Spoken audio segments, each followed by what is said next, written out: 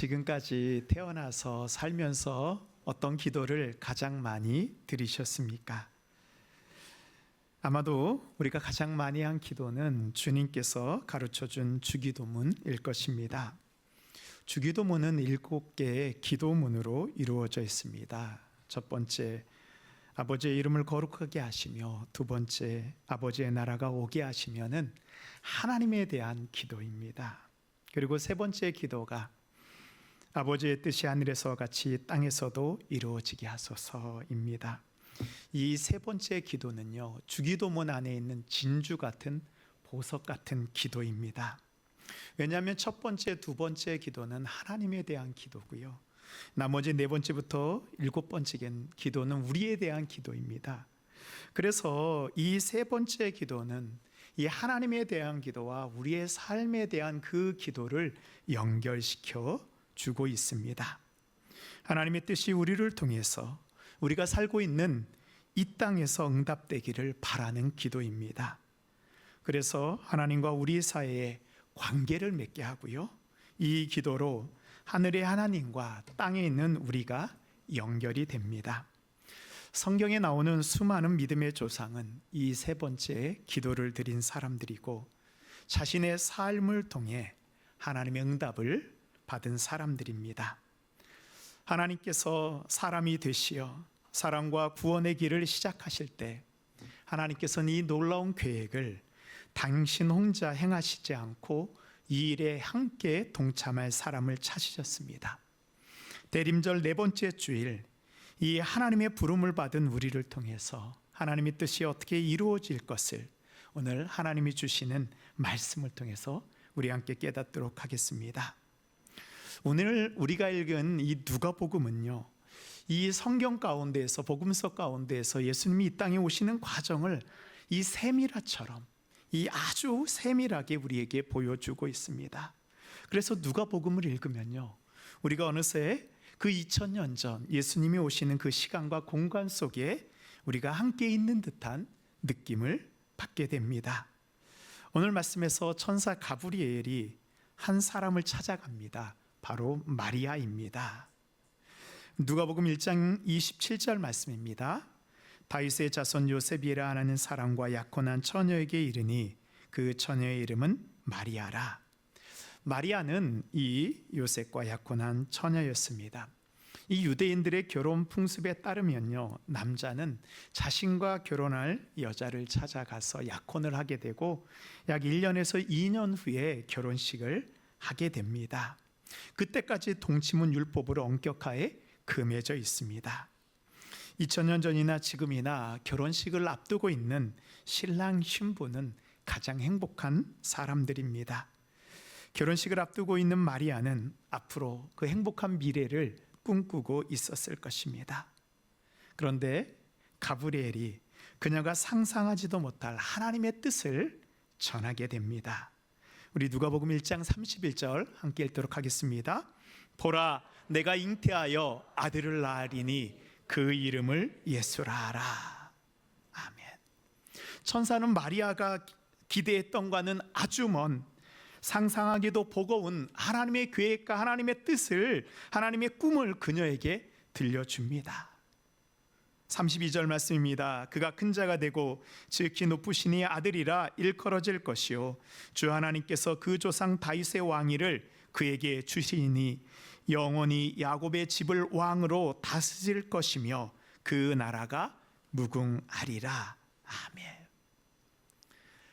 마리아를 통해서 예수가 오시는데, 그들이 그렇게 기다리고 바랬던 다윗의 후손으로 오신 메시아라는 것입니다. 마리아는 당황스럽습니다. 가정을 꾸리려는 소박한 여인의 꿈을 가지고 살아왔는데, 천사가 전하는 하나님의 말씀을 들을 때 세상을 구하려는 하나님의 계획과 마리아의 꿈 사이에는 그 건널 수 없는 간격이 존재한다는 것을 느낄 수 있었습니다. 하나님의 뜻과 우리의 뜻 사이에 그 간격을 넘어가게 될 때 하나님의 뜻이 우리에게 이루어지는 그 기도가 응답되게 됩니다. 우리는 이 간격을 어떻게 넘어갈 수 있을까요? 첫 번째로, 하나님의 뜻은 가혹한 은혜입니다. 우리 28절 말씀 함께 읽겠습니다. 그에게 들어가 이르되 은혜를 받은 자여 아멘. 마리아를 만난 천사는 기뻐하라, 은혜를 입은 자여 주께서 너와 함께 하신다라고 인사를 합니다. 참 야속한 인사입니다. 여기서 은혜를 입었다라는 그런 말은요, 신약 성경에 단 2번만 나오는 표현입니다. 은혜를 입었다라는 것은 이 완료 시제의 표현입니다. 즉 과거로부터 은혜가 시작되어서 이제 그 은혜가 마리아 너에게 완성되었다라는 뜻입니다. 천사는 마리아에게 당신에게 주신 하나님의 은혜가 이미 시작되었고 이제 완성되었다라고 말합니다. 마리아가 알기도 전에 하나님께서는 이미 마리아를 선택하셨고 마리아에게 은혜를 주셨습니다. 우리가 기도하기 전에 하나님이 이미 우리를 아시고 우리의 기도에 응답해 주셨다고 말씀하고 있습니다. 우리는 이미 은혜를 받았는데 그것이 은혜인지 모르고 우리가 살아가고 있는 것입니다. 그래서 우리가 기도를 시작한다라는 것은 하나님께서 이미 우리에게 주신, 이미 우리에게 임한 하나님의 은혜를 찾는 시간들입니다. 천사가 마리아에게 이 예수 그리스도를 잉태할 것을 우리는 수태고지라고 부릅니다. 지금 우리의 생각으로 생각해 보면 이 영광스러운 수태고지를 받은 마리아가 참으로 복되다라고 우리는 생각할 것입니다. 그러나 2000년 전 약혼한 처녀에게 잉태한다는 말은 은혜도 아니고 평안도 아닙니다. 두려움과 근심의 말입니다. 이 말을 들었을 때 마리아는 이렇게 대답합니다. 나는 남자를 알지 못하나이다. 이 말의 의미는요, 내가 만일 결혼할 사람이 아닌 다른 사람의 아이를 잉태한다는 말은 나에게 곧 사형선고와 같습니다 라는 뜻입니다. 근데 천사는요, 마리아에게 평안하다고 하면서 그 이유를 말해줍니다. 바로 하나님이 너와 함께 하시도다. 하나님이 함께 하신다라는 것은 2가지 뜻을 가지고 있습니다. 먼저는 하나님의 돌보심과 그 사랑 안에 있다라는 은혜의 말씀입니다. 그리고 2번째로는 하나님의 뜻이 이제 마리아의 삶을 주장하고 이끌어 가시겠다라는 하나님의 의지를 보여주고 있습니다. 우리를 향한 하나님의 계획과 내가 세운 계획이 다른 경우, 간격이 있는 경우가 많이 있습니다. 그때 우리는 하나님께 기도합니다. 나의 뜻이 하나님 뜻이 되게 해 주십시오. 그러나 하나님이 우리에게 요청한 것이 있습니다. 너의 뜻이 아니고 나의 뜻을 따라오주면 안 되겠니? 우리는 하나님께 양보를 요청하는데 하나님 우리에게 양보를 말씀하십니다. 하나님의 말씀이 임했을 때 우리는 순종하기보다는 그분으로부터 도망치려 합니다. 시편 139편은 시편 기자가 하나님께 도망치는 이야기입니다. 도망치고 도망쳤던 자신의 마음을 이렇게 말하고 있습니다. 시편 139편 우리 7절에서부터 10절까지를 우리 함께 교독하도록 하겠습니다. 제가 먼저 읽겠습니다. 내가 주의 영을 떠나 어디로 가며 주의 앞에서 어디로 피하리이까?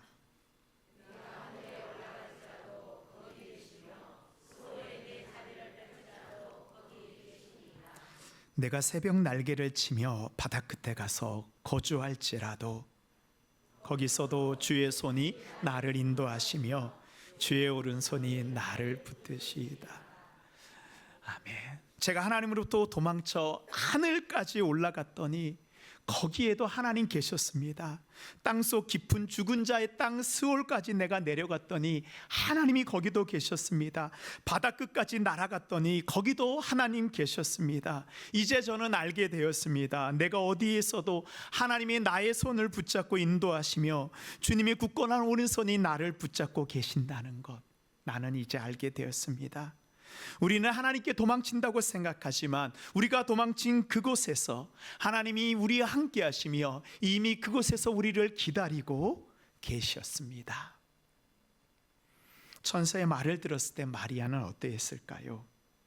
하나님의 말씀이 임하였을 때 마리아는 기쁜 것이 아니고 두려웠습니다. 처녀의 몸으로 잉태한다는 것, 결혼하지 않았는데 잉태한다는 것은 불가능하지요. 이 마리아의 말에는요, 하나님이 할 수 없다라는 그런 의미가 담겨져 있습니다. 만일 하나님의 말씀이 이루어진다면 마리아는 부정한 여인으로 수치를 고스란히 겪어야 하고 누구의 동정도 사랑도 이해도 받을 수 없는 처지 속에 들어가야 합니다. 더 이상 마리아의 삶은 마리아의 것이 아니고 마리아의 앞날은 가늠할 수 없게 됩니다. 그래서 이 마리아의 수태고지는 하나님 편에서는 세상을 구원하는 예수님이 이 땅에 임하는 시작이나 마리아의 편에서는 처녀가 잉태해되는 가혹한 은혜의 순간입니다. 파혼을 넘어 자신의 인생의 모든 것을 거려야 하는 선택의 순간입니다. 지난주에 말씀을 전하신 송대선 목사님이 중국으로 선교를 가실 때의 일입니다. 이제 선교를 5년 2번 가셨는데요. 처음 선교를 갈 때에는 이 선배나 동기 목사님들이 중국 선교를 간다고 이리저리 후원을 해주셨습니다. 그래서 넉넉하지는 않지만 큰 어려움 없이 선교를 잘 마치고 이제 돌아왔습니다. 한국으로 돌아와서 한 2년 정도 어려운 교회를 잘 섬겼는데 하나님께서 다시 중국 선교에 대한 마음을 주셨습니다. 다시 중국 선교를 간다고 하자 이 송 목사님과 사모님을 아끼는 이 선배 목사님이 이제 부르셨어요. 이 송 목사님이 아무 대책 없이 나가는 것을 아시고 자기 교회에서 부목사의 이 직분을 받고 선교를 떠나면 어떻겠냐, 그러면 내가 매월 200만 원씩 선교후원을 하시겠다라고 말하는 것입니다. 여러분, 하나님 정말 대단하지 않나요? 선교를 간다고 말만 하니까 후원하는 그런 교회가 나온 것입니다. 그리고 송 목사님의 사모님은요, 이 감리교회, 우리를 치면 여전도의 이 연합회 총무를 10년 정도 할 정도로 능력 있는 분입니다. 그래서 중국 선교를 간다고 하면 사모님이 여기저기 요청을 하면 도와줄 것도 많이 있었습니다. 이 목사님과 사모님은요, 그 선배의 이야기를 듣고 너무 감사했습니다. 이제 그 선배 목사님의 말에 제가 목사님 교회 부목사 직분을 받겠습니다 라고 대답만 하면 돈 걱정하지 않고 선교할 수 있었습니다. 이제 목사님이 하나님께 묻기 위해서 기도하러 들어갔습니다. 사모님은 목사님의 응답받기를 기다리며 같이 기도하고 있었습니다. 이 송 목사님이 기도하러 들어가 자리에 앉자 하나님이 송 목사님에게 이렇게 묻는 것입니다. 이것이 하나님의 음성인지 마음속의 생각인지는 모르지만 하나님의 말씀인 것은 분명하였습니다. 대선아, 나만 믿고 가면 안 되겠니? 송 목사님은 순간 당황했습니다. 하나님, 제가 이제 선교 나가는데 하나님 아시잖아요. 물질도 있어야 주고 도와줘야 될 교회도 있어야 돼서 하나님, 제가 이렇게 하나님 앞에 왔지 않습니까?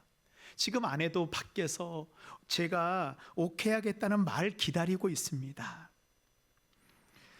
하나님의 말씀에 송 목사님이 아멘 하는 순간 보장되어 있는 선교비가 다 날아가는 거예요.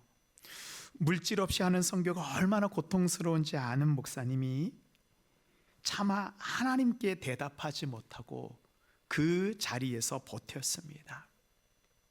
그러자 하나님이 다시 묻습니다. 대선아, 그래도 나만 믿고 가면 안 되겠니?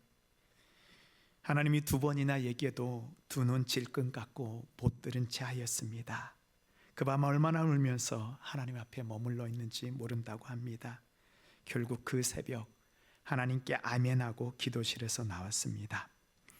송 목사님을 기다리던 사모님이 그 기도의 이야기를 듣고 두 사람이 하나님을 원망하며 함께 붙잡고 울었다고 합니다. 송 목사님의 선배는 자신의 부목사로 들어오지 않는다고 송 목사님에게 후원하기로 했던 모든 것을 없던 일로 하였습니다. 그 덕분에 그 전에 돕던 것까지도 모두 다 끊어졌습니다. 믿을 만한 언덕이 사라졌습니다. 그래도 중국 선교 나간다고 하니까 작은 교회 두 교회에서 매월 10만 원씩 20만 원으로 후원하겠다라고 연락이 왔습니다. 그리고 목사님이 2년 동안 사역하던 교회에 장로님이 목사님을 찾아와서 선교원금을 내놓았습니다. 이 자기보다 원래 그 교회는 사역자들을 제대로 대우하지 않는 교회였습니다. 자기보다 먼저 8년 동안 이 사역하셨던 목사님이 사임하는데 80만 원을 건네준 교회로 유명합니다. 그러니까 송 목사님은 2년 했으니까 얼마 받으면 돼요? 20만 원 받으면 되는데 장로님이 선교원금을 내놓는데 600만 원을 내놓았습니다. 그리고 자녀들을 기숙학교에 두고 나가는데 기숙학교 학비가 없는데 전에 섬기던 교회 집사님 부부가 오시더니 목사님, 두 자녀의 학비는 제가 책임지겠습니다 라고 하는 것입니다. 그리고 이제 그렇게 후원받은 것을 가지고 중국에 들어간 지 얼마 안 됐을 때 이 제주도에서 노동 상담소를 운영하는 이 친구 목사님이 계신데요. 이제 그분이 이제 중국인 노동자들의 체불 임금을 2억을 받아주면서 2천만 원을 후원을 받았습니다. 그래서 이분이 이거 어떻게 사용할까 생각하다가 이거 중국 사람들한테 받은 돈이니 중국을 위해서 쓰면 좋겠다라는 마음 주셔서 그 2천만 원을 선교원금으로 가지고 왔습니다. 그렇게 그 돈으로 1년을 살았습니다. 하나님만 믿으면 안 되겠니? 라는 그 말을 붙잡고 5년 동안 선교하였습니다. 그 밤 그렇게 울면서 순종했더니 하나님의 말씀이 그대로 이루어 주었습니다. 하나님께서 마리아에게 주시는 은혜는요, 달콤한 아이스크림 같은 그런 은혜만이 아닙니다. 잉태하는 순간 손가락질 당하면서도 한마디도 해명하지 못하며 침묵하며 견뎌야 되는 혹독한 대가가 기다리고 있는 그런 가혹한 은혜입니다. 하나님의 뜻에 이끌리는 사람은요, 나의 뜻을 주장할 수 없습니다.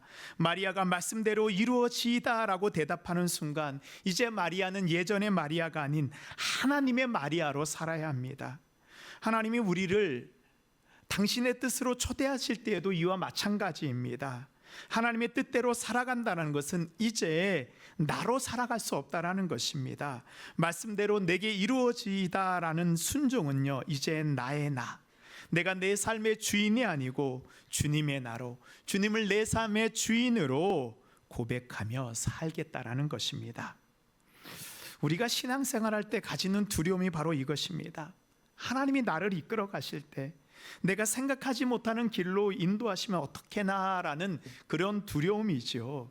내가 계획한 길과 하나님이 계획하는 길이 다르다면 그냥 하나님의 뜻을 모른 채 해야 하나, 아니면 하나님의 말씀에 내가 순종해 하나님의 길을 가야 되나 라는 그 갈림길에 우리는 서게 됩니다. 때로는 그래서 하나님이 부르시는 은혜가 은혜가 아니고요, 고통일 수도 있습니다. 그러나 그 가혹한 은혜를 통해서 하나님의 뜻이 우리에게 이루어지는 그 역사가 우리에게 이루어지게 됩니다. 이 성경 66권의 기록은요, 모두 그런 사람들의 이야기들입니다. 어떤 사람은 하나님의 뜻을 따라서 하나님의 계획을 이루어갔고, 어떤 사람은 하나님의 뜻을 모른 채여서 자신의 길을 간 사람들입니다. 복음서의 마지막 장은 아직도 우리를 통해서 기록되고 있습니다. 하나님이 주신 말씀 가운데 때로는 내 마음 가운데 힘든 말씀이 있습니까? 그 말씀에 순종해 보십시오. 아멘으로 순종할 때 우리는 하나님의 은혜의 길을 가게 될 것을 믿습니다. 두 번째로, 두려움 속에서도 하나님의 말씀은 우리에게 임합니다. 하나님의 구원과 사랑은 우리가 추측하고 예상할 수 있는 방법과는 다릅니다. 우리가 익숙한 삶의 테두리 안에서 살아갈 때 하나님의 계획은요, 우리의 익숙함을 벗어나게 합니다. 하나님께서는 자기의 생각과 뜻을 깨트려 순종할 수 있도록 우리를 이끌어 가십니다. 우리의 그릇을 더 넓고 더 깊게 만들기 위해서 하나님이 사용할 수 있는 도구로 우리를 빚어 가십니다. 그 과정이 녹록치 않기에 우리가 주저하고 어려워하는 것입니다. 우리 1장 30절 말씀 우리 함께 읽도록 하겠습니다. 천사가 이르되 마리아여 무서워하지 말라 내가 하나님께 은혜를 입었느니라. 아멘. 천사는 두려워하지 말라고 마리아의 마음을 붙잡아 줍니다. 이제 그제서야 천사와 마리아의 대화가, 하나님과 마리아의 대화가 이어지게 됩니다. 마리아는 자신의 처한 상황을 천사에게 말하지요. 34절입니다. 마리아가 천사에게 말하되 나는 남자를 알지 못하니 어찌 이 일이 있으리까? 아니, 처녀가 어떻게 잉태할 수 있습니까? 마리아는 두려움과 함께 불가능을 말합니다. 35절 말씀입니다. 천사가 대답하여 이르되 성령이 내게 임하시고 지극히 높으신 이의 능력이 너를 덮으시리니 이러므로 나실 바 거룩한 이는 하나님의 아들이라 일컬어지리다. 성령이 그녀에게 임하고 하나님의 능력이 그녀를 덮음으로 인해 이 일이 이루어질 것을 알려줍니다. 성령이 임하고 능력이 너를 덮는다라는 것은요, 이 구약 성경에서 하나님의 임재를 나타낼 때 사용하는 말입니다. 제사를 드릴 때 그 광야의 성막에 구름이 덮이고 하나님의 영광이 성막을 가득 찰 때 하나님께서는 이스라엘 백성에게 임하여 광야에서도 그들이 두려워하지 않고 하나님이 보여주신 그 약속의 땅을 향하여 나아갈 수 있도록 인도하여 주신 것이 바로 성령이 임하고 능력이 덮는 순간이었습니다. 성령이 임하고 하나님의 능력이 우리에게 임할 때 하나님의 놀라운 기적이 일어나게 됩니다. 그래서 천사는 그 증거로 임신하지 못했던 친족 엘리사벳이 임신한 사실을 알려줍니다. 그리고 마리아가 붙잡아야 될 하나님의 말씀을 선포합니다. 우리 37절 말씀 함께 읽겠습니다. 시작. 대저 하나님의 모든 말씀은 능하지 못하심이 없느니라. 아멘. 이제 올여름 제가 부임한 지 3년이 지났습니다. 나름대로 제가 할 수 있는 최선을 다해서 정말로 열심히 목회했던 것 같습니다. 저도 잘 적응하고 교회도 안정이 되었습니다. 근데 제가 3년이 지나면서 제 마음 가운데요, 하나님, 제가 기도하면서 꿈꾸었던 하나님의 뜻을 알지 하나도 이루지 못한 것 같습니다. 아니, 제대로 시작도 하지 못한 것 같습니다 라는 그런 저의 모습을 보게 되었습니다. 하나님, 3년 동안 쉬지 않고 일하였는데 근데 하나님 어떡하지요? 하나님의 뜻을 제가 이루지 못한 것 같습니다. 이런 마음이 드니까요, 제가 힘이 빠졌습니다. 이 운동 선수들이요, 이 경기를 제대로 하지 못하는 상황을 입스가 왔다라고 말합니다. 입스와 슬럼프는 약간 다른데요, 이 단순히 경기력이 부진한 것이 아니고 중요한 순간에 자신의 경기력을 발휘하지 못한 상태를 입스라고 말합니다. 골프에서 퍼팅을 해야 되는데 몸이 굳어져서 클럽이 나가지 않은 상태와 같은 것, 몸이 굳어버리는 것입니다. 근데 이 입스는요, 의지가 부족하거나 훈련이 부족해서가 아니고 오히려 과도한 자기 의식에서 온다고 합니다. 모든 것을 감당해야 한다는 책임감, 너무 잘하려고 하고 실수를 하지 않으려는 완벽주의, 자신에 대한 기대감이 높은 사람에게서 잘 나타난다고 합니다. 돌아보니까 목회적으로 이런 입수가 온 것 같았습니다. 이 설교를 준비하기 위해서 시간과 노력을 들여도요, 이 몇 줄이 제대로 써지지 않았고 이제 머리와 손이 굳어버려서 주일 새벽까지 씨름을 해야 하기도 했습니다. 더 많은 책을 읽었지만 제대로 눈에 들어오지 않았습니다. 제 마음이 마리아와 같이 두려움이 찾아왔습니다. 다른 목사님들은 3년 지나면 마음이 편하다고 하는데 하나님, 저는 몸이 움직여지지 않습니다. 그래서 이 마음을 그대로 가지고 하나님 앞에 나아갔습니다. 하나님, 어떻게 해야 하나요? 그때 하나님께서 저에게 꼭 이렇게 말씀하시는 것 같았습니다. 박 목사, 너 이제 부임했다고 생각하면 안 되겠니? 3년 전에 부임한 거 아니고 이제 부임했다고 생각하면 안 되겠니? 근데 아무것도 모르고 부임했던 3년 전이 아니고 이제 3년 동안 교회도 알고 성도도 알고 교회도 너를 알고 성도도 박 목사 하니까 너 이제 진짜 부임해서 목회할 수 있는 것 아니겠니? 그런 마음을 하나님이 저에게 주시는 거예요. 그 마음이 저에게 임하자 정말로 저를 누르고 있던 저의 몸을 굳게 했던 것들이요, 한순간에 사라지는 것을 경험했습니다. 이제 내가 진짜로 동신교회 담임 목사로 부임했구나. 하나님의 모든 말씀은 능하심이 없다라는 오늘 말씀이 있습니다. 그 말씀을 다시 붙잡았습니다. 내가 하는 것이 아니라 능하지 못하심이 없는 하나님이 저와 함께 한다는 것을 다시 알게 되었습니다. 우리도 주님의 말씀이 임할 때요, 우리는 우리의 상황을, 우리의 처지를, 나의 능력을 다 따져봅니다. 그리고 내가 결정을 하려고 합니다. 그러나 주님은 우리에게 먼저 말씀해 주셨습니다. 하나님의 모든 말씀은 능하심이 없습니다. 우리의 생각하는 모든 상황을 바꾸실 수 있는 분이 바로 하나님이심을 믿으시기 바랍니다. 아멘. 마지막으로 종은 자신의 뜻이 아닌 주인의 뜻대로 살아야 합니다. 예수 그리스도의 잉태와 이 모든 것이 성령을 통해서 이루어지는 것이 하나님, 그 성령을 통해서 이루어지는 하나님의 뜻인 것을 마리아에게 선포되었습니다. 이제 하나님의 말씀 앞에 선 마리아가 해야 하는 것이 있습니다. 하나님 모든 계획이 다 드러났지만 이제 남은 것은 마리아를 통해서 이루어져야 합니다. 바로 하나님의 부르심에 마리아가 응답하는 것입니다. 우리 38절 말씀, 우리 마리아와 같은 마음으로 함께 고백하도록 하겠습니다. 마리아가 이르되 주의 여종이오니 말씀대로 내게 이루어지이다 하며 천사가 떠나가니라. 아멘. 하나님의 말씀 앞에 마리아는 예, 저는 주님의 종이오니 말씀대로 이루어지게 하소서. 마리아는 예라고 대답하였습니다.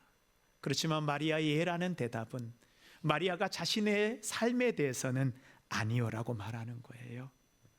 자신을 여종이라고 고백하면서 자신의 모든 주권을 하나님께 맡겼습니다. 말씀대로 이루어지이다라고 고백할 때 우리의 인생은 말씀이 이루어지기까지 내가 없어지는 과정을 이제는 거쳐야 하는 것입니다. 미리 으깨져 가루가 되고 반죽이 되어서 이제 뜨거운 이 화덕 속에서 구워져야지 하나님의 잔치에 올라갈 수 있는 빵이 되는 것과 같이 하나님의 아들 예수 그리스도도 온전히 자신을 내어드리는 기도를 하나님께 올려드렸습니다.